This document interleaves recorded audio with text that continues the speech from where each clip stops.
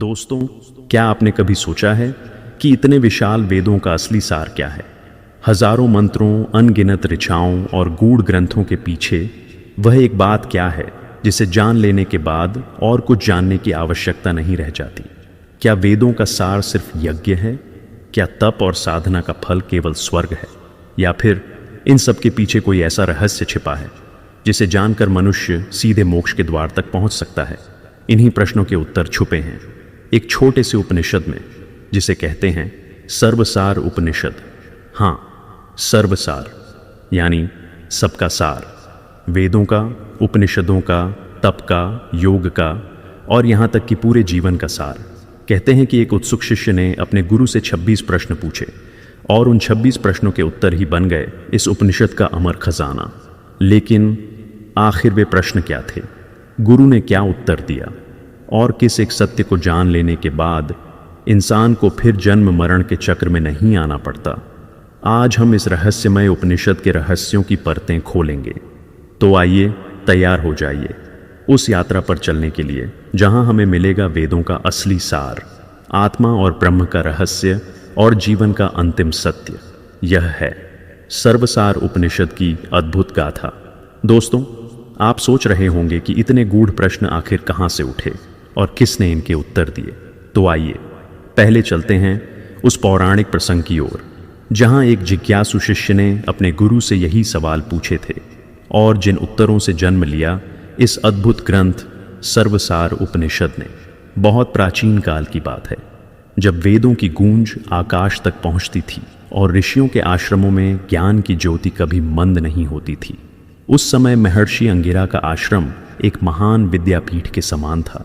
दूर दूर से शिष्य वहां वेदाध्ययन करने आते थे। वहां प्रातःकाल सूर्योदय से पहले ही वेद पाठ की ध्वनि चारों दिशाओं में फैल जाती थी। शिष्य अग्निहोत्र करते, नदी में स्नान करते और गुरु के चरणों में बैठकर ऋचाओं का, ब्राह्मण ग्रंथों का, उपासना के नियमों का और यज्ञ विधानों का अभ्यास करते। आश्रम का वातावरण सदा दिव्यता से भरा रहता था, मानो देवता स्वयं वहां निवास करते हों। इसी आश्रम में श्वेतकेतु नाम का एक तेजस्वी शिष्य था। उसका मन वेदाध्ययन में अत्यंत रमता था। उसकी बुद्धि प्रखर थी, स्मरण शक्ति अद्भुत थी और वह जो कुछ भी पढ़ता उसे शीघ्र ही कंठस्थ कर लेता। समय बीतता गया और श्वेतकेतु ने चारों वेदों का, ब्राह्मण ग्रंथों का, आरण्यकों का और शास्त्रीय विधानों का गंभीर अध्ययन कर लिया। उसने यज्ञ की विधियों को समझ लिया, अग्निहोत्र से लेकर सोम यज्ञ तक सब नियम सीखे। वह तपस्या के स्वरूप से भी परिचित हो चुका था और योग की प्रारंभिक साधनाओं का भी अभ्यास कर चुका था। परंतु इन सब के बीच उसके अंतःकरण में एक बेचैनी बनी रहती थी। एक दिन संध्या के समय जब गुरु अंगिरा आश्रम के आंगन में बैठे थे और शिष्य उनकी सेवा कर रहे थे, श्वेतकेतु उनके समीप आया। उसकी आंखों में जिज्ञासा थी और मन में हलचल। उसने विनम्रता से गुरु के चरण छुए और धीरे धीरे बोला, गुरुदेव, हमने चारों वेद पढ़ लिए, ब्राह्मण ग्रंथों का अध्ययन कर लिया, यज्ञ और अनुष्ठानों के नियम जान लिए। हम जानते हैं कि किस मंत्र से किस देवता की उपासना करनी है, कौन सा यज्ञ किस फल को देता है और कौन सी तपस्या किस पुण्य का द्वार खोलती है। परंतु फिर भी मन में एक प्रश्न अनुत्तरित रह गया है। इन सब का असली सार क्या है? क्या सचमुच वेद केवल मंत्रों और विधानों तक सीमित हैं? क्या तपस्या और यज्ञ से बड़ा कोई रहस्य नहीं है? क्या ज्ञान का लक्ष्य केवल बाहरी कर्मों का संचित परिणाम है या उसके परे कोई उच्च सत्य है? उसकी वाणी में श्रद्धा भी थी और गहरी उलझन भी। शिष्य का प्रश्न सुनकर आश्रम में मौन छा गया। ऐसा लगा मानो वायु भी थम गई हो और वनस्पतियां भी ध्यान में डूब गई हों। महर्षि अंगिरा ने श्वेतकेतु की ओर देखा। उनके मुख पर एक गंभीर मुस्कान फैल गई। उन्होंने कहा, वत्स, तुम्हारा प्रश्न सरल नहीं है।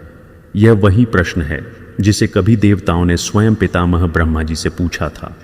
जब देवताओं ने अनंत शास्त्रों और असीम साधनाओं के बीच उलझकर मार्ग पूछा, तब पितामह ने उन्हें जो उत्तर दिया वही आगे चलकर सर्वसार उपनिषद के रूप में प्रकट हुआ। श्वेतकेतु ने श्रद्धा से सिर झुकाया। उसके हृदय में उत्सुकता और भी बढ़ गई। तब महर्षि अंगिरा ने कथा सुनानी आरंभ की। उन्होंने कहा, बहुत समय पहले जब त्रैलोक्य में धर्म की ज्योति प्रखर थी, तब देवताओं के मध्य भी एक प्रश्न उठा।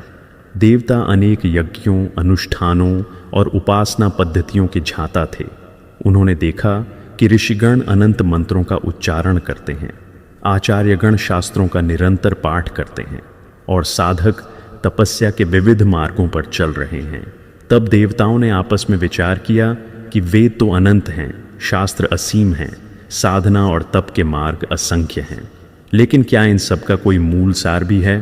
क्या कोई ऐसा तत्व है जिसे जान लेने पर सब कुछ जान लिया जाता है और जिसके अनुभव से सभी साधनाएं पूर्ण हो जाती हैं? इस प्रश्न के समाधान हेतु वे सब मिलकर पितामह ब्रह्मा के समीप पहुंचे। ब्रह्मा जी उस समय श्वेत कमल पर विराजमान थे। 4 मुखों से चारों दिशाओं में वेद ध्वनि प्रवाहित हो रही थी।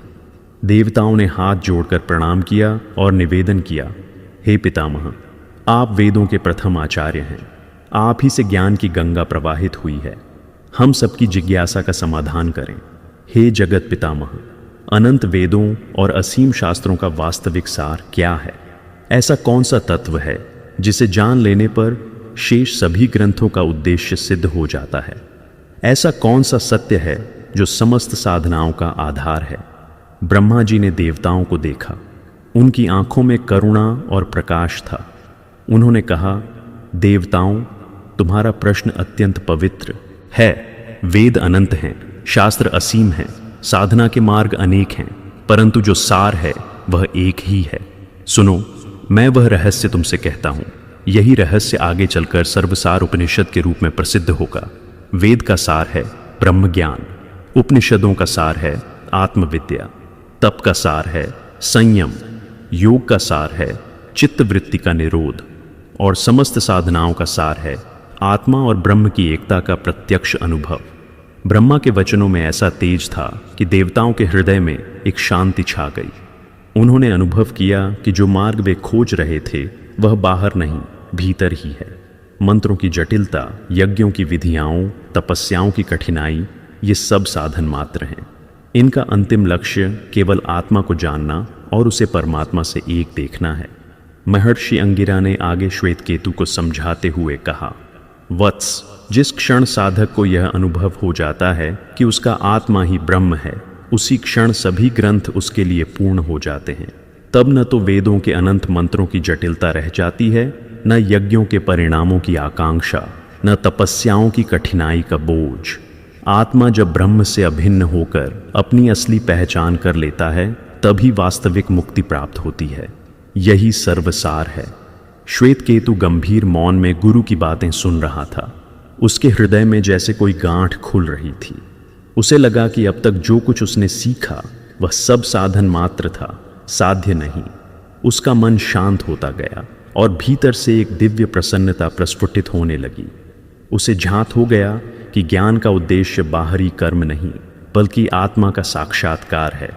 गुरु की वाणी उसके लिए अमृत के समान थी। उस क्षण उसे लगा कि जो प्रश्न युगों से देवताओं को भी विचलित करता था, उसका उत्तर मिल गया है। वेदों का सार ब्रह्म ज्ञान है और ब्रह्म ज्ञान का सार आत्म साक्षात्कार है। आत्मा जब ब्रह्म के साथ एकत्व का अनुभव करता है, तभी सच्ची पूर्णता आती है। यही कारण है कि इस उपनिषद को सर्वसार कहा गया, क्योंकि इसमें वेद, शास्त्र, तप, योग सबका सार एक ही तत्व में संकेंद्रित हो जाता है। इस कथा से यह शिक्षा मिलती है कि मनुष्य को बाहरी कर्मकांडों में उलझकर नहीं रह जाना चाहिए।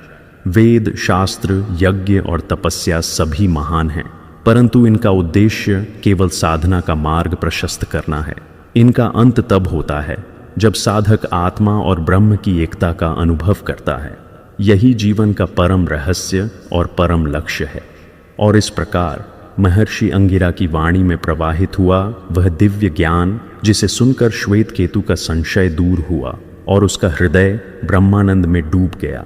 यही ब्रह्मा जी का दिया हुआ उत्तर था।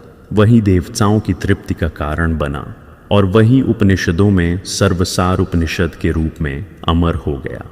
इसी प्रसंग से यह स्पष्ट होता है कि देवताओं और ऋषियों द्वारा उठाए गए प्रश्नों का उत्तर जिस रूप में ब्रह्मा जी ने दिया, वही आगे चलकर सर्वसार उपनिषद के रूप में संहिताबद्ध हुआ जिसमें वेद, तप, योग और समस्त साधनाओं का परम निष्कर्ष एक ही सूत्र में पिरोया गया है। सर्वसार उपनिषद का नाम लेते ही हृदय में एक विशेष श्रद्धा जागृत होती है, क्योंकि इसका लक्ष्य केवल किसी विशेष विधि या साधना का वर्णन करना नहीं, बल्कि वेद, शास्त्र, तप, योग और ध्यान, इन सभी का निष्कर्ष एक सूत्र में समेट देना है। ऋषियों की परंपरा में सदैव यह भावना रही है कि वेद अपार समुद्र के समान है। उसमें इतने मंत्र, इतने ब्रह्म विद्या के संकेत, इतने यज्ञ विधान और अनुष्ठानों की व्याख्या है कि सामान्य साधक जीवन भर उनमें डूबा रहे तब भी पूर्णता को पा लेना सरल नहीं। इसीलिए ऋषियों ने सदैव पूछा कि इस समुद्र का तट कहाँ है, और यदि कोई सार है तो वह क्या है। यही कारण है कि सर्वसार उपनिषद का महत्व विशेष रूप से बढ़ जाता है। यह अथर्व वेद से संबद्ध माना जाता है और इसलिए इसे अथर्व वेद की गहन साधनात्मक धारा का ही अंग समझा जाता है। अथर्व वेद को स्वयं ही जीवन के रहस्यों का उद्घाटन करने वाला वेद कहा गया है। उसमें न केवल यज्ञ मंत्र और देवताओं की स्तुतियां हैं, बल्कि चिकित्सा, तंत्र, ध्यान और आत्मविद्या से संबद्ध सूत्र भी हैं। ऐसे वेद से संबद्ध यह उपनिषद साधारण नहीं हो सकता। इसमें जो कहा गया है वह वास्तव में वेद का हृदय है। सर्वसार उपनिषद आकार में छोटा है, परंतु उसके भीतर समाहित ज्ञान अमूल्य है। उपनिषदों का संसार ऐसा है जिसमें अनेक छोटे छोटे ग्रंथ हैं, जिन्हें साधारण दृष्टि से पढ़ने पर लगता है कि वे संक्षेप में कुछ सूत्र मात्र कहते हैं, किंतु जब साधक उन सूत्रों को आत्मा की गहराई से अनुभव करता है तब वे सूत्र अनंत का द्वार खोल देते हैं। सर्वसार उपनिषद भी उसी परंपरा का अंग है। इसे संन्यास उपनिषदों में गिना जाता है। इसका अर्थ यह है कि इसका उद्देश्य केवल सामान्य धर्म कर्म या लौकिक जीवन की दिशा बताना नहीं है, बल्कि जीवन के अंतिम लक्ष्य आत्मज्ञान और मोक्ष के मार्ग की ओर संकेत करना है। संन्यास उपनिषद साधक को यह सिखाते हैं कि किस प्रकार त्याग, संयम और आत्मविद्या के द्वारा परब्रह्म की प्राप्ति की जा सकती है।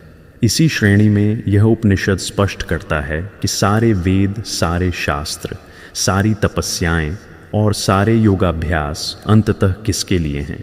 इस उपनिषद की शैली भी बड़ी अद्भुत है। यह प्रश्नोत्तर रूप में प्रस्तुत किया गया है। प्रश्नोत्तर शैली भारतीय दर्शन की सबसे प्रिय शैली रही है। उपनिषदों में हम बार बार देखते हैं कि शिष्य गुरु से प्रश्न करता है, जिज्ञासा प्रकट करता है और गुरु अत्यंत सरल किंतु गूढ़ और गहन उत्तर देकर उसे संतुष्ट करते हैं। यह परंपरा केवल शिक्षा का माध्यम नहीं, बल्कि आत्मा की उत्कंठा और सत्य की खोज की अभिव्यक्ति है। शिष्य जब प्रश्न करता है तो उसका अर्थ यह नहीं होता कि वह केवल बौद्धिक उत्तर चाहता है। उसका प्रश्न हृदय की पुकार होता है। वह अपने भीतर एक शून्य अनुभव करता है और गुरु की शरण में जाकर उस शून्य को भरना चाहता है।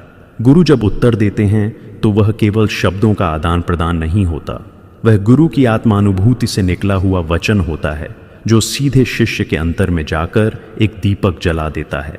सर्वसार उपनिषद में भी यही होता है। शिष्य पूछता है कि वेद, शास्त्र, तप और योग का सार क्या है, और गुरु उत्तर देते हैं। ऐसा उत्तर जो बाहर से देखने पर सरल लगता है, किंतु भीतर जाकर अनंत गहराई को प्रकट कर देता है। अब यदि हम इस उपनिषद के उद्देश्य को देखें तो यह स्पष्ट है कि इसका मूल प्रयोजन वेद, शास्त्र, तपस्या, ध्यान और योग, इन सब का सार बताना है। यह कोई सामान्य शेर नहीं है कि मात्र एक दो वाक्यों में कहा गया हो। यह वह सार है जिसे जान लेने पर साधक के लिए बाकी सब जानना आवश्यक नहीं रह जाता। उपनिषद स्वयं कहता है कि जो इस तत्व को समझ लेता है उसके लिए वेदों का पाठ भी पूर्ण हो जाता है। तपस्याओं की कठिनाइयाँ उसके लिए गौण हो जाती हैं। योग की जटिल विधियाँ उसके लिए साधारण हो जाती हैं, क्योंकि वह जिस सत्य को पहचान लेता है उसमें सबका संलय हो जाता है। इसीलिए इसके नाम की महत्ता अत्यंत गहरी है। इसे सर्वसार क्यों कहा गया?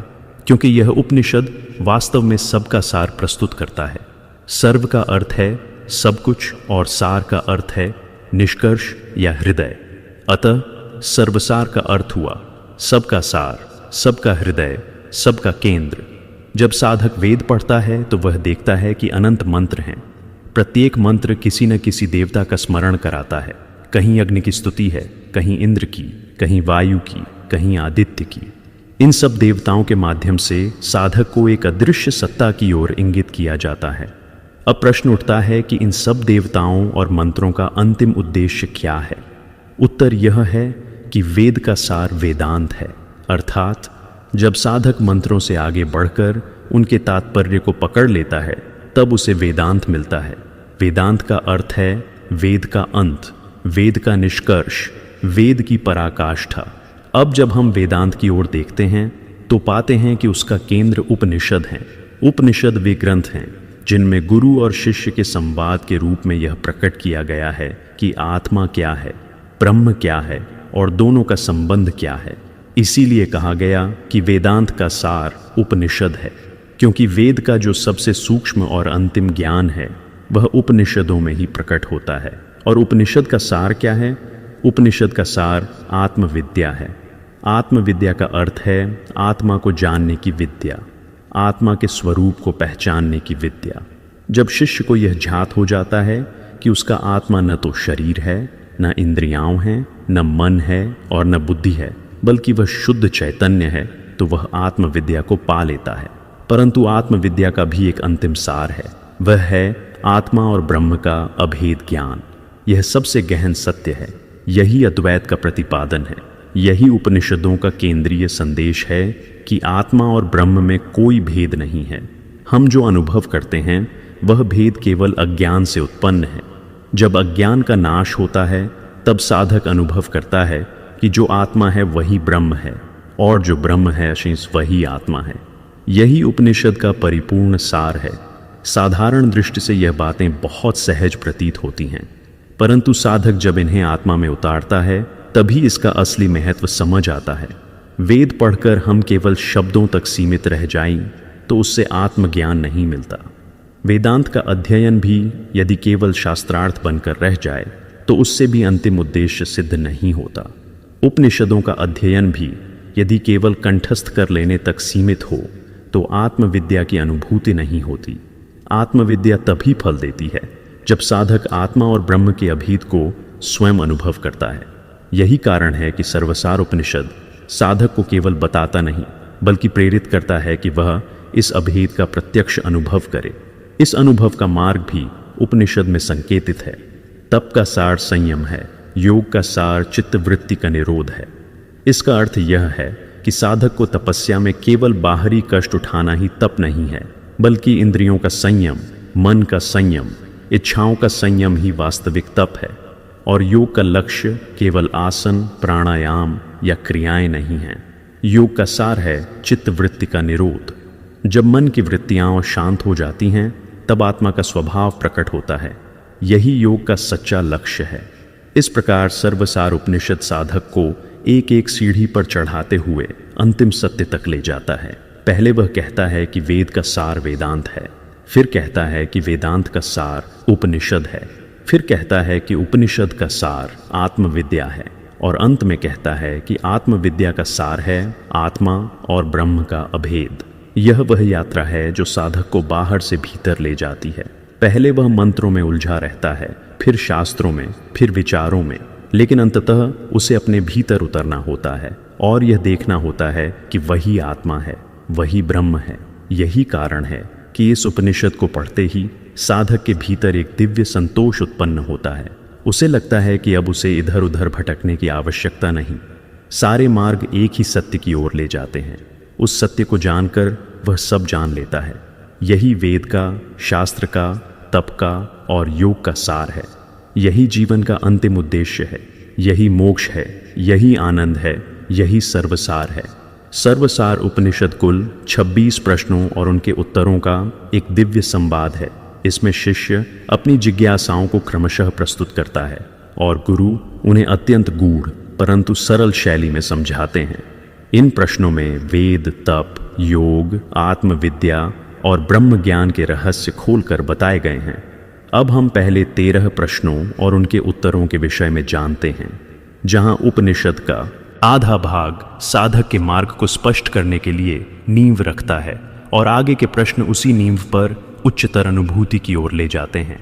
सर्वसार उपनिषद के आरंभिक 13 प्रश्न वास्तव में साधना मार्ग के क्रमबद्ध सोपान हैं। इनमें शिष्य और गुरु के संवाद से यह स्पष्ट होता है कि वेद, उपनिषद, आत्मविद्या, योग, तप, ध्यान, ब्रह्म ज्ञान और मोक्ष, इन सब का मूल क्या है और किस प्रकार इनका अंतिम निष्कर्ष आत्मा और ब्रह्म के अभेद में जाकर मिलता है। प्रत्येक प्रश्न केवल बौद्धिक जिज्ञासा नहीं है, बल्कि साधक की आत्मा से उठी हुई पुकार है। और प्रत्येक उत्तर केवल तर्क या शब्द नहीं, बल्कि गुरु के अनुभव से निकला हुआ दिव्य प्रकाश है, जो शिष्य के हृदय में उतरकर उसकी साधना का मार्ग प्रकाशित करता है। आइए अब एक एक करके इन 13 प्रश्नों को गहराई से समझते हैं। प्रथम प्रश्न है, वेद का सार क्या है? गुरु उत्तर देते हैं कि वेद का सार है ब्रह्म ज्ञान। वेद अपार समुद्र हैं, उनमें अनगिनत मंत्र हैं, अनेक यज्ञ विधान हैं, विविध देवताओं की स्तुतियाँ हैं। सामान्य साधक जब वेद पढ़ता है तो उसे लगता है कि वे केवल कर्म कांडों की व्याख्या हैं, परंतु वास्तव में वेद का उद्देश्य केवल यज्ञ या हवन कराना नहीं है। वेद का लक्ष्य है उस परम सत्य तक ले जाना जिसे ब्रह्म कहते हैं। सारे मंत्र, सारे अनुष्ठान, सारे यज्ञ, इन सब का अंतिम प्रयोजन है साधक को ब्रह्म ज्ञान की ओर प्रेरित करना। वेद को समझना तभी सार्थक है जब वे हमें परमात्मा की ओर ले जाएं। यदि वे केवल कर्मकांड तक सीमित रह जाएं तो वे अधूरे हैं। अतः गुरु कहते हैं कि वेद का सार ब्रह्म ज्ञान है। यही ज्ञान हमें जन्म और मृत्यु से परे ले जाता है। अब हम अगले प्रश्न की ओर चलते हैं। दूसरा प्रश्न है, उपनिषदों का सार क्या है? गुरु उत्तर देते हैं कि उपनिषदों का सार आत्मविद्या है। उपनिषद केवल शास्त्रीय ग्रंथ नहीं हैं, वे संवाद हैं जिनमें गुरु और शिष्य सत्य की खोज करते हैं। उपनिषद आत्मा और परमात्मा के संबंध को स्पष्ट करते हैं। आत्मा का स्वरूप क्या है, ब्रह्म का स्वरूप क्या है और दोनों में कैसा संबंध है, यह उपनिषद का विषय है। इसलिए उपनिषदों का सार आत्मविद्या ही है। आत्मविद्या का अर्थ है आत्मा को जानने की विद्या, अपने वास्तविक स्वरूप को पहचानने की विद्या। जब साधक आत्मविद्या को समझ लेता है तो उसके लिए बाहरी कर्म गौण हो जाते हैं। उसके लिए सबसे महत्वपूर्ण हो जाता है अपने भीतर के सत्य को पहचानना। उपनिषद बार बार यही कहते हैं, आत्मा को जानो। आत्मा को जान लेने पर सब कुछ जान लिया जाता है। अब हम अगले प्रश्न की ओर चलते हैं। तीसरा प्रश्न है, आत्मविद्या का सार क्या है? गुरु कहते हैं कि आत्मविद्या का सार अद्वैत अनुभव है। आत्मविद्या का अर्थ केवल यह नहीं है कि हम आत्मा और ब्रह्म के बारे में पढ़ लें या चर्चा कर लें। आत्मविद्या तब पूर्ण होती है जब साधक को यह प्रत्यक्ष अनुभव हो जाए कि आत्मा और ब्रह्म अलग नहीं है। यही अद्वैत है। अद्वैत का अर्थ है द्वैत का अभाव, यानी आत्मा और परमात्मा में कोई भेद नहीं। यह अनुभूति शब्दों से परे है। जब साधक अपने भीतर उस चैतन्य को देखता है और उसी में परमात्मा का अनुभव करता है, तब उसे अद्वैत ज्ञान होता है। यही आत्मविद्या का सार है। यही सत्य उपनिषद बार बार घोषित करते हैं, तत्वमसि अहम ब्रह्मास्मि। अब हम अगले प्रश्न की ओर चलते हैं। चौथा प्रश्न है, ज्ञान का फल क्या है? गुरु उत्तर देते हैं कि ज्ञान का फल है मोक्ष। मोक्ष का अर्थ है जन्म और मृत्यु के बंधन से मुक्त होना। जब तक हम अज्ञान में रहते हैं तब तक बार बार जन्म लेते हैं, मृत्यु का अनुभव करते हैं और संसार के चक्र में घूमते रहते हैं। परंतु जब सच्चा ज्ञान होता है तब यह चक्र टूट जाता है। साधक जान लेता है कि वह न तो शरीर है, न इंद्रियाओं, न मन, बल्कि शुद्ध आत्मा है। आत्मा न जन्म लेती है न मरती है। यह जान लेने पर वह जन्म मरण के बंधन से मुक्त हो जाता है। यही मोक्ष है। ज्ञान का यही फल है। अब हम अगले प्रश्न की ओर चलते हैं। पांचवां प्रश्न है, तप का सार क्या है? गुरु कहते हैं कि तप का सार है मन, वाणी और इंद्रियों का संयम। साधारण लोग समझते हैं कि तपस्या का अर्थ है शरीर को कष्ट देना, भूखा रहना, ठंड या गर्मी सहना, कठिन व्रत रखना। लेकिन उपनिषद कहते हैं कि वास्तविक तपस्या यह नहीं है। असली तपस्या है इंद्रियों पर संयम, वाणी पर संयम, मन पर संयम। जब साधक अपने मन को वश में कर लेता है, जब उसकी वाणी सत्य और मृदु हो जाती है, जब उसकी इंद्रियां संयमित हो जाती हैं, तब वही सच्चा तप है। तप का सार यही है। अब हम अगले प्रश्न की ओर चलते हैं। छठा प्रश्न है, योग का सार क्या है? गुरु उत्तर देते हैं कि योग का सार है चित्तवृत्ति का निरोध। पतंजलि योग सूत्र में भी कहा गया है योगश्चित्त वृत्ति निरोध। जब मन की वृत्तियां शांत हो जाती हैं, जब चंचलता समाप्त हो जाती है, तब योग की सिद्धि होती है। योग केवल आसन, प्राणायाम या क्रियाओं तक सीमित नहीं है। योग का असली लक्ष्य है मन को स्थिर करना, विचारों की लहरों को रोकना, चित्त को शांत करना। जब चित्त शांत होता है तो आत्मा का स्वरूप प्रकट होता है। यही योग का सार है। अब हम अगले प्रश्न की ओर चलते हैं। 7वां प्रश्न है ध्यान का स्वरूप क्या है। गुरु कहते हैं कि ध्यान का स्वरूप है आत्मा का आत्मा में लीन होना। ध्यान केवल किसी वस्तु का चिंतन नहीं है। ध्यान का वास्तविक अर्थ है आत्मा को उसके वास्तविक स्वरूप में स्थिर करना। जब साधक ध्यान में बैठता है और सारे विचार, सारी वृत्तियां शांत हो जाती हैं, तब वह अपने भीतर आत्मा को पहचानता है। यह पहचान धीरे धीरे गहन होती है और अंत में आत्मा आत्मा में ही लीन हो जाता है। यही ध्यान का चरम लक्ष्य है। अब हम अगले प्रश्न की ओर चलते हैं। 8वां प्रश्न है मुक्त कौन है। गुरु कहते हैं कि जो आत्मा और ब्रह्म को अभिन्न जान ले वही मुक्त है। मुक्ति का अर्थ केवल मृत्यु के बाद का कोई लोक नहीं है। मुक्ति तो यहीं और अभी प्राप्त हो सकती है। जब साधक अनुभव करता है कि आत्मा और ब्रह्म में कोई भेद नहीं है, तब वह मुक्त हो जाता है। उसके लिए भीतर बाहर, जीव जगत और ईश्वर का भेद मिट जाता है। मुक्त वही है जो सब में ब्रह्म को देखे और स्वयं को भी उसी में जाने। अब हम अगले प्रश्न की ओर चलते हैं। 9वां प्रश्न है जीव का स्वरूप क्या है। गुरु कहते हैं कि जीव स्वरूप में शुद्ध चैतन्य है, परंतु अज्ञान से देहाभिमानी हो जाता है। वास्तव में जीव और आत्मा में कोई भेद नहीं है जो अज्ञान के कारण अपने को शरीर मानने लगता है। अज्ञान ही जीव को देहाभिमानी बना देता है। इस देहाभिमान से ही उसे जन्म मरण का बंधन मिलता है। परंतु जब जीव समझ लेता है कि वह शुद्ध चैतन्य है, न कि यह नश्वर शरीर, तब वह मुक्त हो जाता है। अब हम अगले प्रश्न की ओर चलते हैं। 10वां प्रश्न है आत्मा का स्वरूप क्या है। गुरु उत्तर देते हैं कि आत्मा अजन्मा, अविनाशी, नित्य और शुद्ध चैतन्य स्वरूप है। आत्मा कभी जन्म नहीं लेती, कभी मरती नहीं। वह शुद्ध है, नित्य है, अविनाशी है। शरीर नष्ट हो सकता है, इंद्रियां क्षीण हो सकती हैं, मन बदल सकता है, पर आत्मा नष्ट नहीं होती। यही आत्मा का स्वरूप है। अब हम अगले प्रश्न की ओर चलते हैं। 11वां प्रश्न है ब्रह्म का स्वरूप क्या है। गुरु कहते हैं कि ब्रह्म सत्य, ज्ञान, अनंत और निर्विकल्प है। ब्रह्म ही वह अंतिम सत्ता है जो अपरिवर्तनीय है। सब कुछ बदल सकता है, परंतु ब्रह्म नहीं बदलता। ब्रह्म ही सत्य है, ब्रह्म ही ज्ञान है, ब्रह्म ही अनंत है। यही ब्रह्म का स्वरूप है। अब हम अगले प्रश्न की ओर चलते हैं। 12वां प्रश्न है आत्मा और ब्रह्म में क्या भेद है। गुरु कहते हैं कि कोई भेद नहीं, आत्मा ही ब्रह्म है। उपनिषद का महान वाक्य है तत्वमसि, यानी तू वही है। आत्मा और ब्रह्म अलग अलग नहीं है। आत्मा ब्रह्म का ही स्वरूप है। यही अद्वैत का ज्ञान है। अब हम अगले प्रश्न की ओर चलते हैं। 13वां प्रश्न है बंधन क्या है। गुरु उत्तर देते हैं कि बंधन अज्ञान है। अज्ञान ही हमें संसार में बांधता है।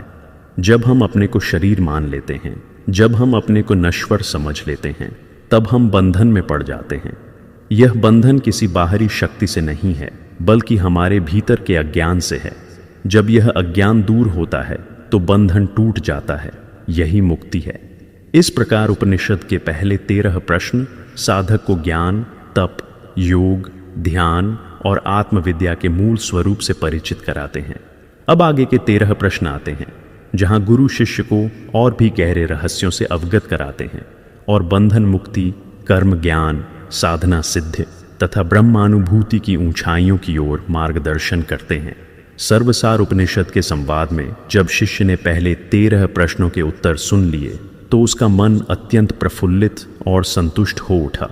जैसे कोई साधक एक लंबी तपस्या के बाद गुरु के चरणों में बैठकर अमृत सदृश वाणी का पान करता है, वैसे ही यह शिष्य भी हर उत्तर को आत्मा के भीतर उतरता हुआ अनुभव कर रहा था। अब आगे आने वाले प्रश्न उसकी साधना को और गहन करने वाले थे।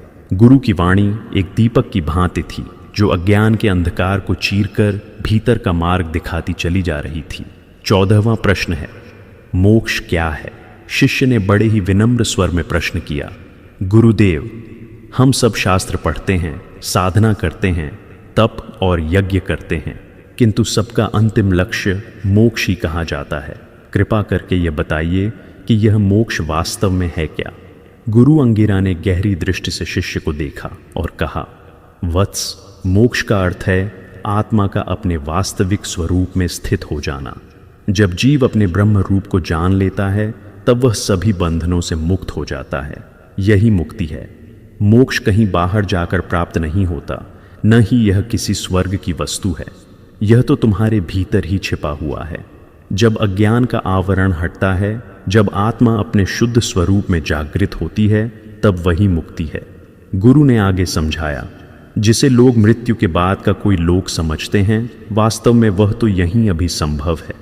आत्मा जब ब्रह्म रूप में स्थित होती है तो उसे जन्म और मृत्यु की कोई चिंता नहीं रह जाती।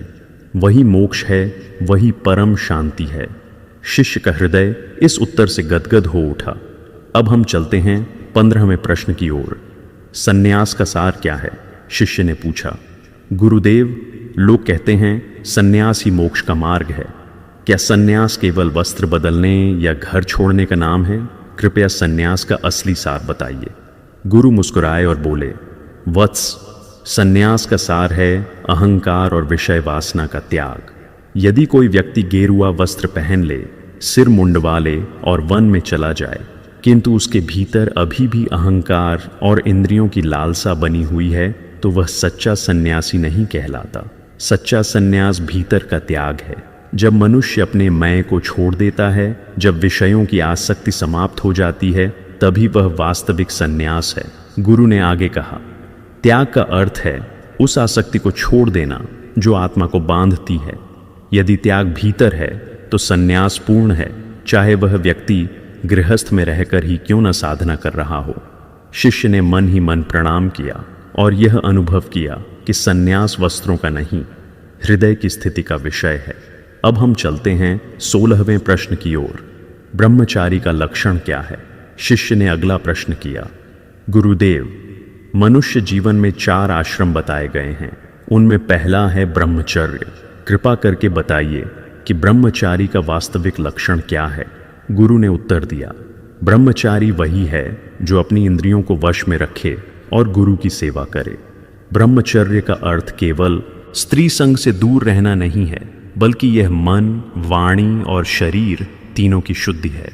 ब्रह्मचारी का जीवन संयम का जीवन है। उसकी नींव है गुरु भक्ति और शास्त्र अध्ययन।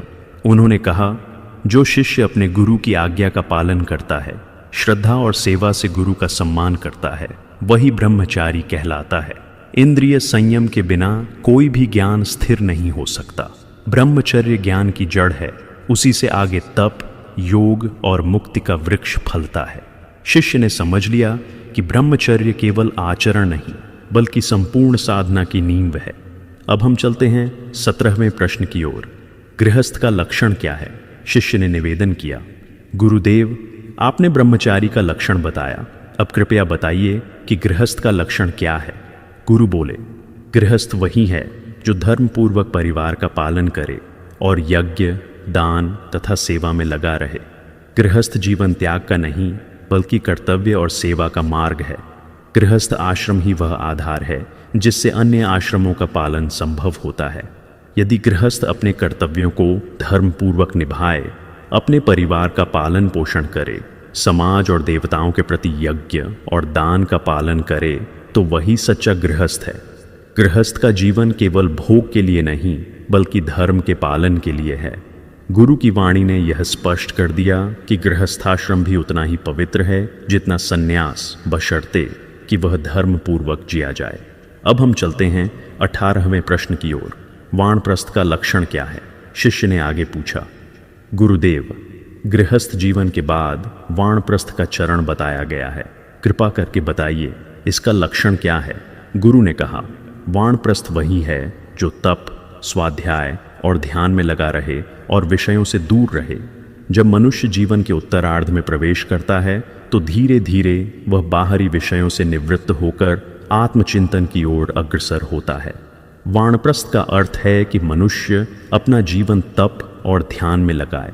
अब उसका कर्तव्य है कि वह परिवार का भार संतान को सौंपकर स्वयं आत्मिक साधना में रत हो जाए।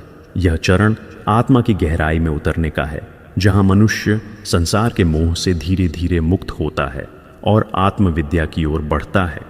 अब हम चलते हैं 19वें प्रश्न की ओर। सन्यासी का लक्षण क्या है? शिष्य ने आगे प्रश्न किया। गुरुदेव, आप पहले ही सन्यास का सार बता चुके हैं, अब कृपया बताइए कि सन्यासी का लक्षण क्या है? गुरु ने उत्तर दिया, सन्यासी वही है जो अहंकार और आसक्ति छोड़कर केवल ब्रह्म में स्थिर हो। वह न किसी से द्वेष करता है, न मोह रखता है। उसका जीवन पूर्ण ब्रह्मनिष्ठा का होता है।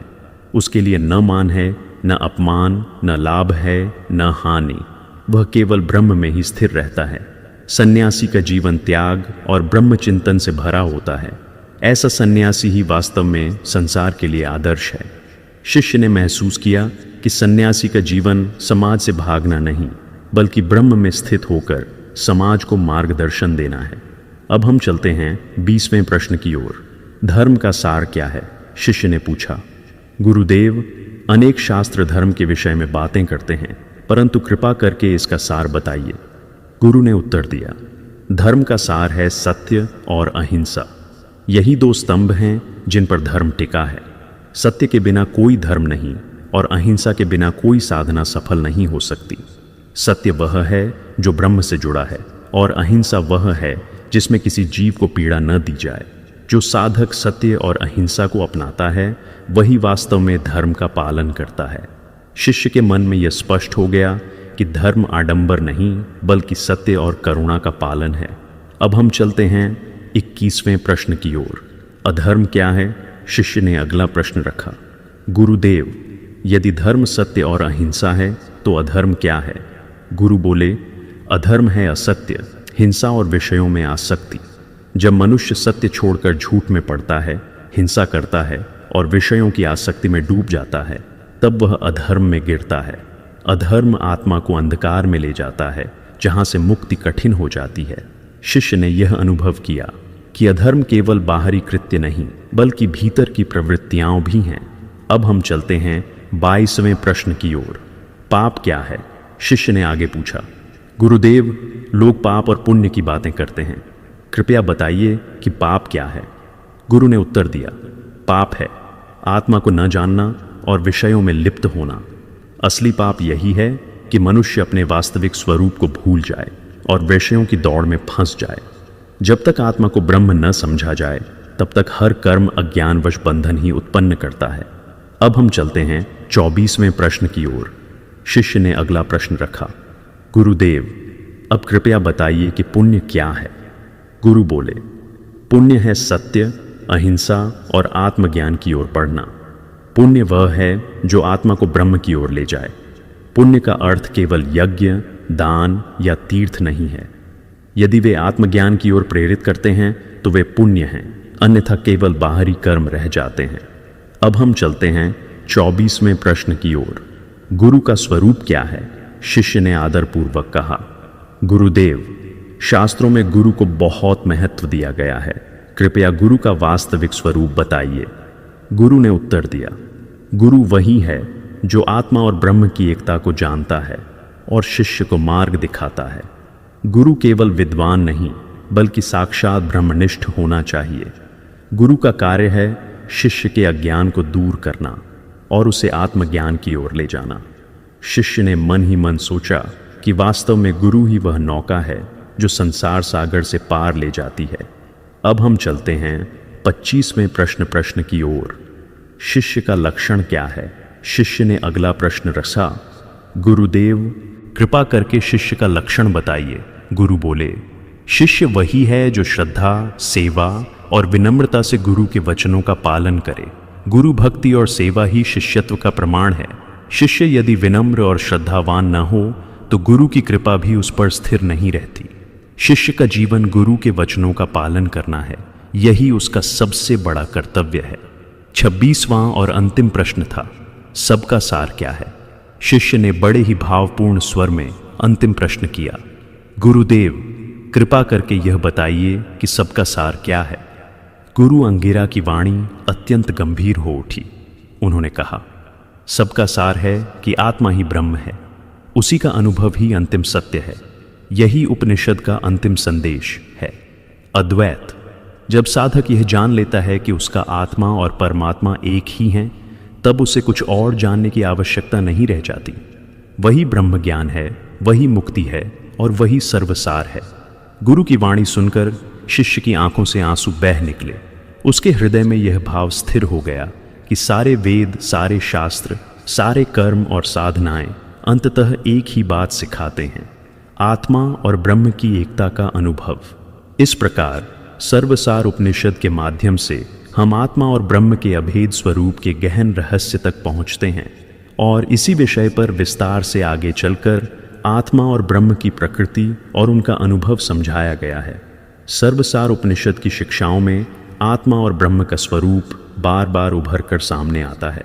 साधक जब इस उपनिषद का चिंतन करता है तो वह पाता है कि सारी वेद, सारे शास्त्र और सारे यज्ञ अनुष्ठान इसी एक सत्य की ओर इंगित करते हैं, आत्मा और ब्रह्म का अभेद और अनादि स्वरूप। शास्त्र हमें यही बताता है कि आत्मा और ब्रह्म वास्तव में अलग नहीं है, बल्कि एक ही सत्य की दो दृष्टियां हैं।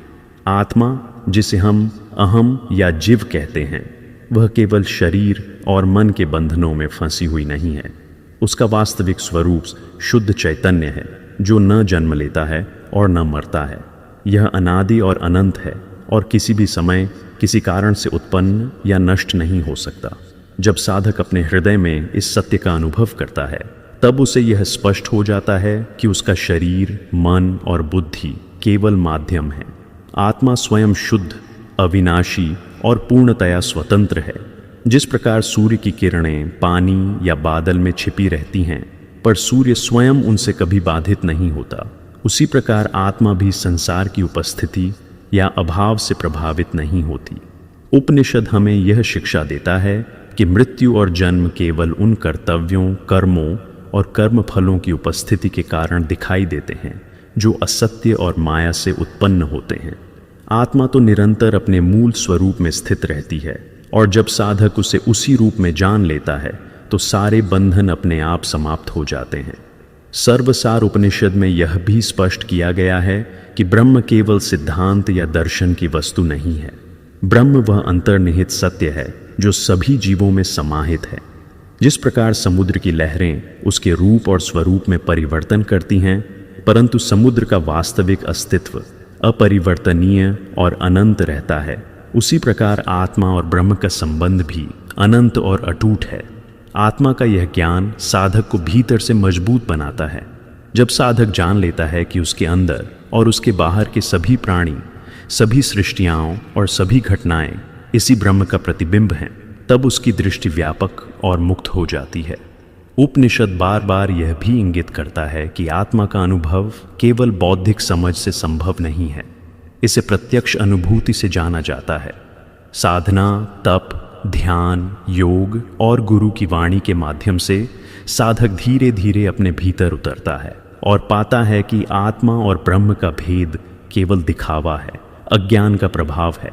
जब यह अज्ञान हट जाता है, तब आत्मा स्वयं ब्रह्म के रूप में प्रकट होती है। यह अनुभव साधक को जन्म मरण के चक्र से मुक्त कर देता है, उसे मानसिक शांति और अनंत आनंद का अनुभव कराता है। साधक को यह भी झांत होता है कि आत्मा के प्रति यह ज्ञान केवल व्यक्तिगत मोक्ष का मार्ग नहीं खोलता।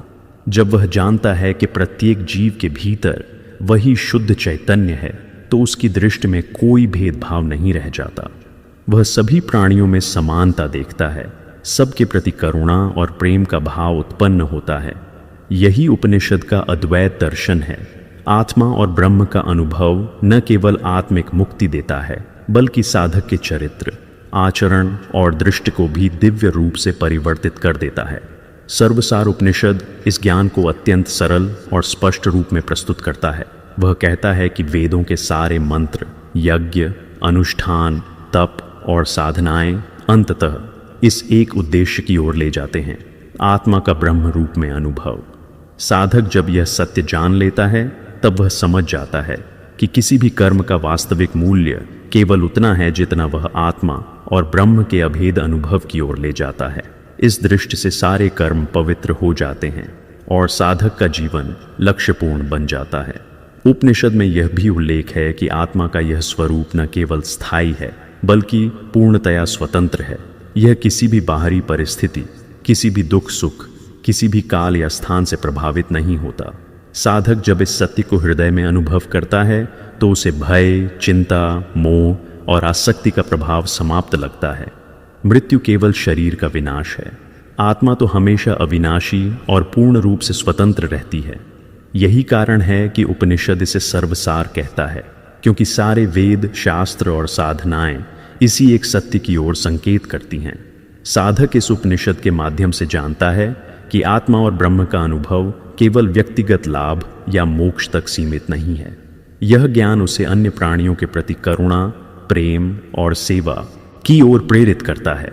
जब वह समझता है कि सबके भीतर वही शुद्ध चैतन्य है, तब उसकी दृष्टि में कोई भेद नहीं रह जाता। यही अद्वैत का वास्तविक स्वरूप है, आत्मा और ब्रह्म का अभेद ज्ञान। उपनिषद इस ज्ञान को प्राप्त करने के लिए साधक को तप, योग, ध्यान, संन्यास और गुरु भक्ति का मार्ग भी बताता है। यह केवल बाहरी अभ्यास नहीं है। साधक जब मन, वाणी और शरीर का संयम करता है, जब वह ध्यान और आत्मावलोकन करता है और जब वह गुरु की वाणी के माध्यम से ब्रह्म ज्ञान प्राप्त करता है, तब यह अनुभव प्रत्यक्ष रूप में उसके भीतर उतरता है। यह ज्ञान स्थायी शांति, मुक्तता और दिव्यता का आधार बनता है। साधक को यह भी ज्ञात होता है कि आत्मा का यह स्वरूप निरंतर अनंत और अटल है। चाहे वह सुख में हो या दुख में, जीवन में उतार चढ़ाव हो या मृत्यु का समीप अनुभव हो, आत्मा अपने ब्रह्म रूप में हमेशा अविनाशी और स्थिर रहती है। उपनिषद बार बार यह संदेश देता है कि इस ज्ञान को प्राप्त करने वाला साधक न केवल बंधनों से मुक्त होता है, बल्कि उसकी दृष्टि और व्यवहार भी दिव्य हो जाते हैं। वह संसार के सुख दुख, लाभ हानि और सभी परिस्थितियों में संतुलित दृष्टि अपनाता है। अंततः सर्वसार उपनिषद हमें यह समझाता है कि आत्मा और ब्रह्म का अनुभव केवल शास्त्रों का ज्ञान नहीं है। यह प्रत्यक्ष अनुभूति है जो साधक के हृदय में उतरती है और उसे ब्रह्म रूप में स्थिर कर देती है। यह ज्ञान जन्म और मृत्यु के चक्र को तोड़ता है, साधक को अंतर्निहित दिव्यता का अनुभव कराता है और उसे शाश्वत आनंद से भर देता है। इस प्रकार सर्वसार उपनिषद की शिक्षा अत्यंत गहन और भक्तिपूर्ण है। यह बार बार यह स्पष्ट करता है कि आत्मा ही ब्रह्म है। आत्मा न जन्म लेती है, न मरती है। वह शुद्ध चैतन्य स्वरूप और सदा अविनाशी है। जो साधक इस ज्ञान को अनुभव कर लेता है, वह सभी बंधनों से मुक्त हो जाता है। यही उपनिषद का सार है, यही उसका सर्वसार है और यही प्रत्येक साधक के जीवन का परम लक्ष्य होना चाहिए। इसी प्रकार संन्यास का वास्तविक स्वरूप और उसका सार भी स्पष्ट होता है, जिसे समझकर साधक अपने भीतर अहंकार और आसक्ति का त्याग करता है और आत्मा में स्थिर होकर ब्रह्म रूप अनुभव की ओर अग्रसर होता है। संन्यास की परिभाषा और उसका वास्तविक स्वरूप समझने के लिए हमें सर्वसार उपनिषद तथा अन्य शास्त्रीय ग्रंथों की दृष्टि से गहन चिंतन करना आवश्यक है। साधारण दृष्टि से लोग मानते हैं कि संन्यास केवल वस्त्र बदलने, घर और परिवार छोड़ देने या बाहरी रूप से संसार से अलग हो जाने का नाम है, किंतु शास्त्र स्पष्ट रूप से कहते हैं कि यह केवल बाहरी आडंबर या औपचारिकता नहीं है। संन्यास का सार, उसका वास्तविक उद्देश्य और उसका महत्व मनुष्य के आंतरिक जीवन में निहित है। जब हम इस विषय पर ध्यान लगाते हैं तो यह स्पष्ट हो जाता है कि सच्चा सन्यासी वही है जो भीतर से पूरी तरह से ब्रह्म में स्थित हो, जो आत्मा के स्वरूप को जानता हो और जो संसार की मोह लालसा से मुक्त हो। साधक के लिए यह समझना अत्यंत आवश्यक है कि संन्यास केवल कर्तव्यों से विरक्ति नहीं है। अगर कोई व्यक्ति केवल घर और परिवार छोड़कर वन में चला जाता है, किंतु उसके मन में अहंकार, क्रोध, लालसा और आसक्ति बनी रहती है, तो वह वास्तव में सन्यासी नहीं कहलाता। शास्त्र में स्पष्ट रूप से कहा गया है, न कर्मणाम त्यागः संन्यास किंतु अहंकार वासना त्यागः संन्यास। इसका अर्थ यह है कि सन्यास का वास्तविक स्वरूप कर्म को त्यागना नहीं, बल्कि अहंकार, मत्सर, लालसा, आसक्ति और सभी प्रकार के व्यक्तिगत स्वार्थों का त्याग करना है। जब साधक इन बंधनों से मुक्त होता है तब वह सच्चे अर्थ में सन्यासी कहलाता है। सन्यास का अर्थ केवल बाहरी रूप से अलग होना नहीं है, यह तो मन और हृदय की अवस्था है। साधक को यह समझना चाहिए कि असली सन्यास वह है जब उसका मन किसी भी विषय में आसक्त न हो, उसका अहंकार समाप्त हो चुका हो और उसकी दृष्टि केवल आत्मा और ब्रह्म के अनुभव में केंद्रित हो। जब साधक यह स्थिति प्राप्त कर लेता है तब वह जन्म और मृत्यु के चक्र से मुक्त हो जाता है। वह संसार में रहते हुए भी सांसारिक मोह और लालसा से स्वतंत्र हो जाता है। इस प्रकार सन्यास केवल भौतिक त्याग नहीं, बल्कि आंतरिक स्वतंत्रता और आत्मा के अनुभव का मार्ग है। सर्वसार उपनिषद में सन्यास के महत्व पर विशेष बल दिया गया है। यह उपनिषद बार बार यह स्पष्ट करता है कि सभी साधनाएं, वेद, यज्ञ, तप, ध्यान, योग केवल एक ही उद्देश्य की ओर ले जाती हैं, आत्मा का ब्रह्म रूप में अनुभव। सन्यास इस मार्ग का सबसे गहन साधन है। जब साधक संसार से अलग होकर अपनी आत्मा में उतरता है तब उसे यह अनुभव होता है कि उसका वास्तविक स्वरूप शुद्ध, चैतन्य और अविनाशी है। उसे ज्ञात होता है कि संसार के सुख दुख, लाभ हानि और मान अपमान केवल बाहरी दिखावे हैं जो आत्मा को कभी भी प्रभावित नहीं कर सकते। सच्चा सन्यासी केवल शरीर और वस्त्र बदलकर नहीं बनता। वह व्यक्ति है जिसने अपने भीतर अहंकार का त्याग किया है। उसका मन, वाणी और कर्म सभी आत्मा की ओर केंद्रित हैं। उसके लिए न सुख की लालसा शेष रहती है, न दुहक से भय। वह संसार के सभी बदलते स्वरूपों के प्रति स्थिर और संभव से युक्त रहता है। यही स्थिति साधक को जन्म और मृत्यु के चक्र से मुक्त करती है और उसे परमात्मा के अनुभव की ओर अग्रसर करती है। सन्यास की इस परिभाषा को समझने के लिए हमें कई उदाहरणों और उपमाओं पर ध्यान देना चाहिए। जैसे किसी नदी का पानी निरंतर बहता रहता है, परंतु नदी का मूल स्रोत स्थिर रहता है, उसी प्रकार साधक चाहे संसार में कितनी भी गतिविधियों में लगा हो, यदि उसका हृदय और मन ब्रह्म में स्थित है तो वह वास्तविक अर्थ में सन्यासी कहलाता है। इस दृष्टि से सन्यास केवल बाहरी अलगाव नहीं, बल्कि आंतरिक स्थिति और स्थायित्व है। साधक को यह भी ज्ञात होना चाहिए कि सन्यास का मार्ग कठिन है, क्योंकि यह केवल शरीर और वस्त्रों का त्याग नहीं है, बल्कि अहंकार, आत्मसंतोष, क्रोध, मोह और लालसा का त्याग है। यह त्याग सरल रूप से नहीं होता। साधक को तप, ध्यान, योग और गुरु शिक्षा के माध्यम से अपने भीतर उतरना पड़ता है। उसे अपने मन और इंद्रियों पर नियंत्रण करना पड़ता है।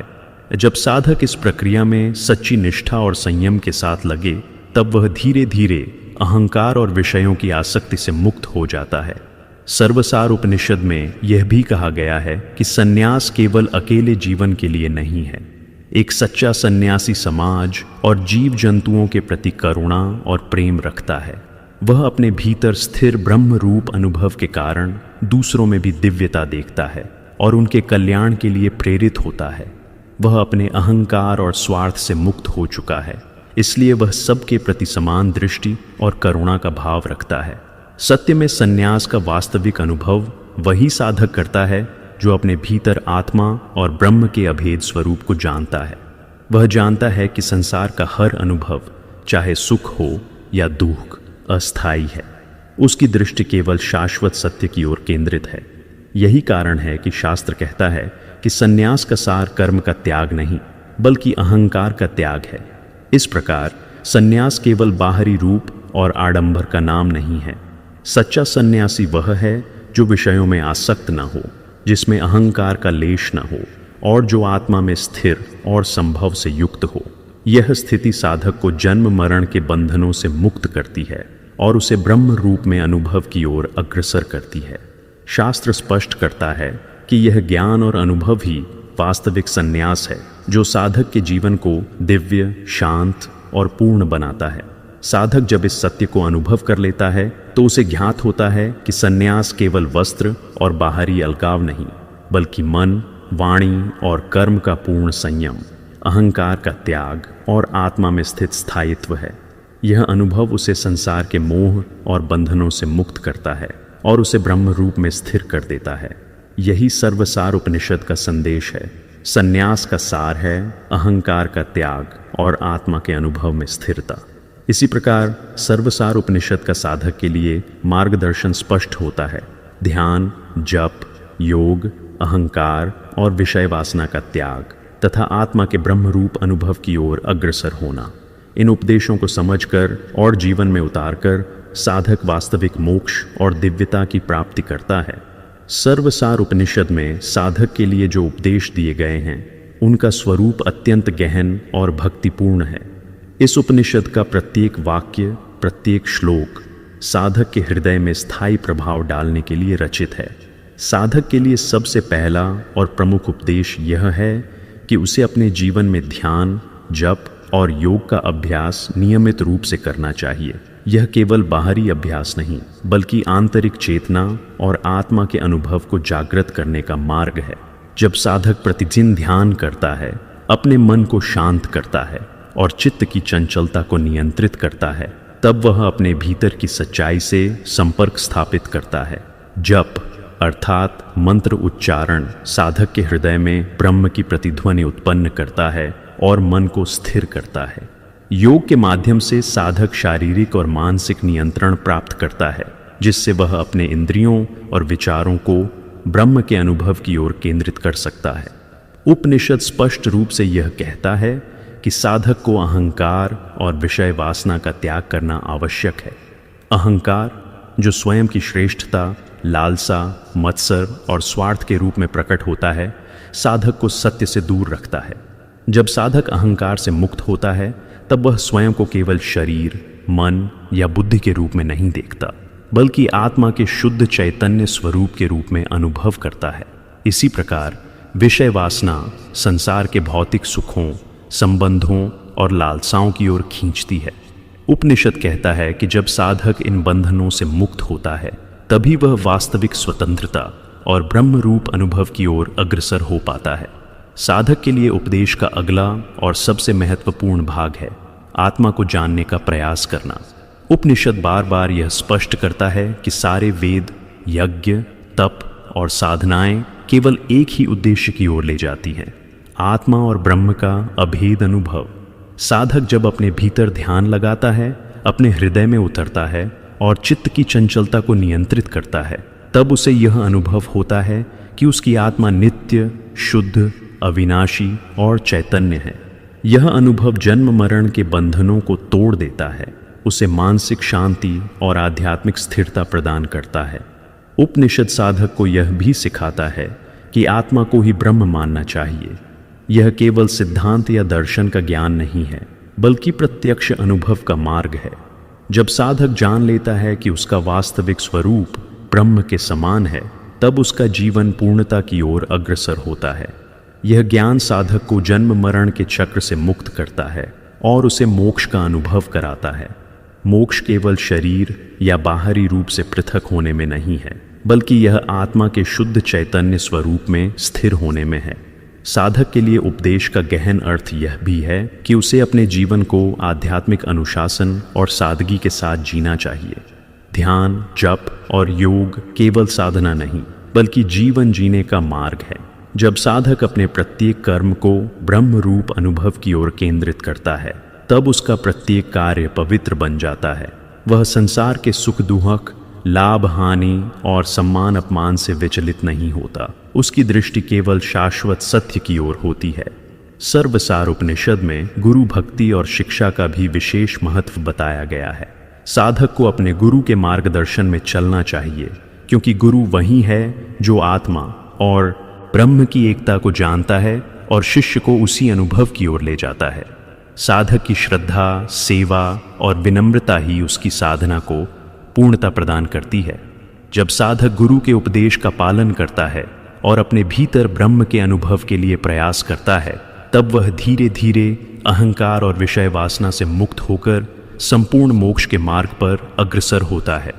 उपनिषद यह भी स्पष्ट करता है कि साधक का मार्ग सरल नहीं है। यह केवल बाहरी अभ्यास या अनुष्ठान का मार्ग नहीं, बल्कि आंतरिक चेतना और अनुभव का मार्ग है। साधक को अपने मन, वाणी और कर्म पर संयम रखना पड़ता है। उसे प्रत्येक विचार और कार्य में यह समझ होना चाहिए कि उसका असली स्वरूप क्या है और उसका अंतिम उद्देश्य क्या है। साधक का प्रत्येक अनुभव, चाहे वह सुख का हो या दुहक का, उसे आत्मा और ब्रह्म के अनुभव की ओर ले जाना चाहिए। साधक के लिए उपदेश का अंतिम और सर्वोच्च तत्व यह है कि उसे लगातार आत्मा में उतरने का प्रयास करना चाहिए। ध्यान, जप और योग के माध्यम से साधक धीरे धीरे अपने भीतर उतरता है और पाता है कि उसका वास्तविक स्वरूप ब्रह्म रूप है। यह अनुभव साधक को जन्म मरण के बंधनों से मुक्त करता है, उसे अनंत शांति और आनंद प्रदान करता है। यही उपनिषद का मूल संदेश है।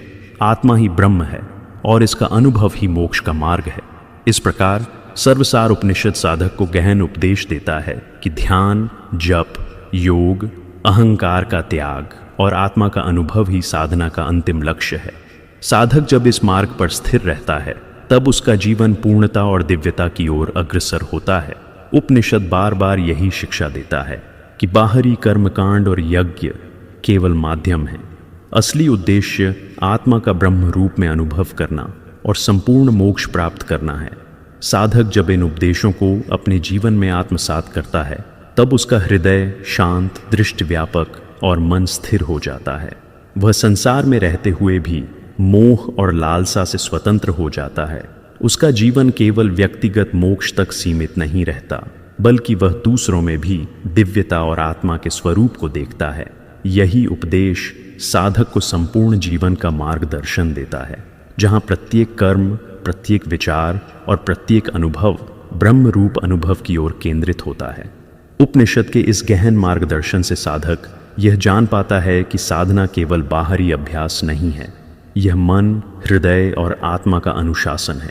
जब साधक अपने भीतर उतरता है, अपने मन और इंद्रियों का नियंत्रण करता है, अहंकार और विषय वासना को त्याग देता है और आत्मा के ब्रह्म रूप अनुभव की ओर केंद्रित रहता है, तब वह वास्तविक मोक्ष की प्राप्ति करता है। इस प्रकार साधक के लिए सर्वसार उपनिषद का उपदेश अत्यंत गहन, भक्तिपूर्ण और व्यापक है। ध्यान, जप और योग का अभ्यास, अहंकार और विषय वासना का त्याग, आत्मा का ब्रह्म रूप में अनुभव और गुरु भक्ति का मार्ग, यह सभी साधक को जन्म मरण के बंधनों से मुक्त कर देते हैं और उसे अंतिम सत्य, शांति और आनंद की ओर ले जाते हैं। यही उपनिषद का परम संदेश है। आत्मा ही ब्रह्म है और इसका अनुभव ही मोक्ष का मार्ग है। इसी प्रकार सर्वसार उपनिषद का विशेष महत्व और उसका अंतिम निष्कर्ष भी स्पष्ट होता है। चाहे साधक गृहस्थ हो या सन्यासी, इसका सार सभी के लिए समान है। जीवन का अंतिम उद्देश्य केवल आत्मा और ब्रह्म की अभेद एकता का अनुभव करना है और यही अनुभव ही मोक्ष और शाश्वत आनंद का मार्ग है। सर्वसार उपनिषद का विशेष महत्व उसकी संक्षिप्तता में ही निहित है। भले ही यह उपनिषद आकार में छोटा हो, किंतु इसके भीतर निहित ज्ञान अत्यंत गहन, व्यापक और जीवन रूपी यात्रा के लिए मार्गदर्शक है। इसका प्रत्येक शब्द, प्रत्येक श्लोक साधक के हृदय में गहराई से उतरने के लिए लिखा गया है। साधक जब इस उपनिषद का अध्ययन करता है तो उसे समझ में आता है कि संक्षिप्तता में ही व्यापकता छिपी होती है। यह उपनिषद केवल बाहरी रूप से सरल प्रतीत होता है, किंतु इसके अर्थ और उद्देश्य गहन दर्शन, आध्यात्मिक अनुशासन और अनुभव की ओर ले जाते हैं। सर्वसार उपनिषद में साधना और संन्यास दोनों मार्गों की स्पष्ट व्याख्या की गई है। साधक चाहे गृहस्थ हो या सन्यासी, यह उपनिषद दोनों के लिए मार्गदर्शन प्रदान करता है। गृहस्थ जीवन में उपनिषद बताता है कि व्यक्ति अपने कर्तव्यों, परिवार, धर्म और यज्ञ के माध्यम से भी आत्मा और ब्रह्म के अनुभव की ओर अग्रसर हो सकता है। संन्यास मार्ग के लिए यह उपनिषद स्पष्ट करता है कि केवल बाहरी त्याग, वस्त्रों या समाज से पृथक होने में संन्यास नहीं है। असली संन्यास वह है जिसमें अहंकार और विषय वासना का त्याग किया गया हो और साधक अपने भीतर आत्मा में स्थिर होकर ब्रह्म रूप अनुभव की ओर केंद्रित हो। इस दृष्टि से उपनिषद ने साधना और संन्यास के मार्ग को एक ही सूत्र में बांधते हुए दिखाया है कि दोनों मार्गों का अंतिम उद्देश्य आत्मा और ब्रह्म की अभेद अनुभूति है। उपनिषद साधक के लिए प्रेरणा का स्रोत भी है। साधारण भक्त जिसे केवल भक्ति और श्रद्धा की आवश्यकता है, वह इसे पढ़कर अपने जीवन में सरलता, निष्ठा और अनुशासन ला सकता है। वही गंभीर साधक जो ध्यान, योग, जप और आंतरिक अनुशासन में गहराई चाहता है, वह इस उपनिषद से ब्रह्म रूप अनुभव की दिशा में विस्तृत मार्गदर्शन प्राप्त कर सकता है। उपनिषद का यह विशेष महत्व है कि यह साधक के स्तर और क्षमता के अनुसार ज्ञान और अनुभव का मार्ग प्रदान करता है। यह भक्ति और ज्ञान, कर्म और योग, बाह्य साधना और आंतरिक अनुभव सभी का समन्वय प्रस्तुत करता है। सर्वसार उपनिषद का सबसे बड़ा संदेश यह है कि जीवन का अंतिम उद्देश्य केवल भौतिक सुख, सांसारिक प्रतिष्ठा या कर्मकांड नहीं है।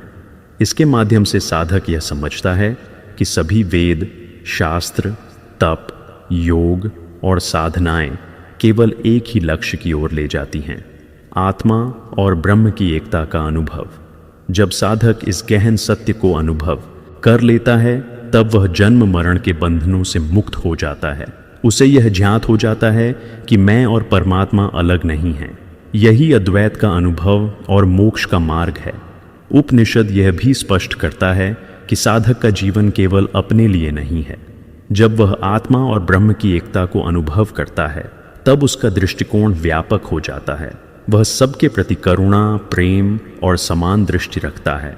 संसार में रहते हुए भी उसका मन और हृदय स्थिर रहता है। उसे सांसारिक सुख दुख, लाभ हानि और मान अपमान से कोई विचलन नहीं होता।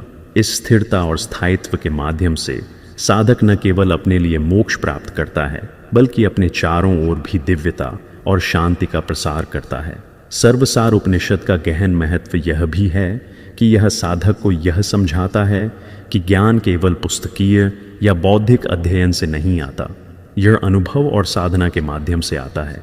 साधक जब ध्यान, जप और योग के माध्यम से अपने भीतर उतरता है, तब वह अपने वास्तविक स्वरूप को पहचानता है। वह जानता है कि उसकी आत्मा नित्य, शुद्ध, अविनाशी और चैतन्य है। यह ज्ञान उसे जन्म मरण के बंधनों से मुक्त करता है, उसे मानसिक शांति और आध्यात्मिक स्थिरता प्रदान करता है। उपनिषद बार बार यह भी सिखाता है कि साधना में निरंतरता और निष्ठा अत्यंत महत्वपूर्ण है।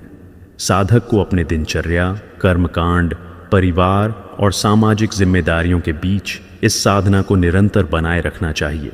ध्यान, जप और योग केवल अनुष्ठान नहीं, बल्कि जीवन का अभिन्न अंग बन जाते हैं।